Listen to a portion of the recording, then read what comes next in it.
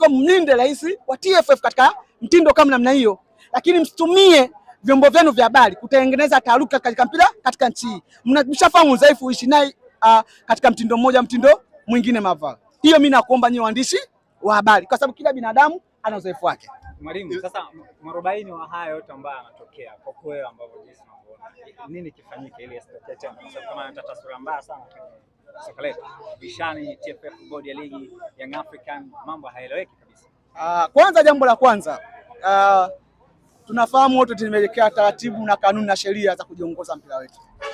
Tusimame katika kanuni, unaelewa? Tusimame katika kanuni. Kanuni zetu zipo ambao tumeisimamia.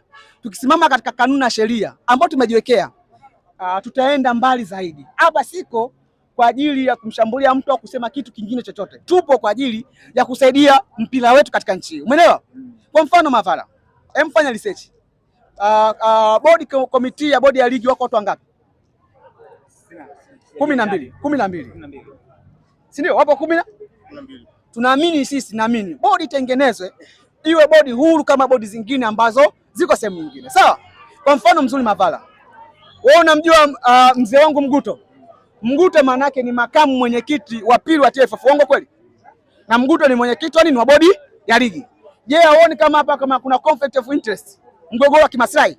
Kwa bodi inatakiwa iwe bodi peke yake na hawa wawe peke yake, si ndio? Kaangalia katika bodi structure. GS wa bodi ya ligi ni kakaangu Kidau ambao ni katibu wa TFF. Au uone iko kitu? Kwa maana yake unakopa hapo unakopa. Kwa maana yake bodi lazima tutengeneze iwe huru. Maana yake itegemee, maana yake sifungane nani na TFF na kadhalika. Mfano wa pili, mwenyekiti wa kamati ya mashindano ni nani? Mgoli, si ndio? Ambao ndio mwenyekiti wa chama cha mpira Kigoma. Yaani mwenyekiti wa chama cha mpira Kigoma anakuwa ni mwenyekiti wa mashindano ya ligi. Waone hizo changamoto hizo. Kwa kuna changamoto zingine kama taifa tukae tu address, kama ni waandishi wa habari mnaweza kufanya press, kufanya mkutano, tutengeneze bodi ya ligi ambayo itakuwa haifungamani na upande wa pili pamoja na changamoto zote. Yaani isifungamane na TFF, iwe huru kama bodi zingine. Nimetoa mifano hiyo kwa maana yake nyinyi mnaweza mkasaidia mpira wetu, na kwa nia nzuri tu, kwa sababu mpira unahitaji watu wenye maarifa.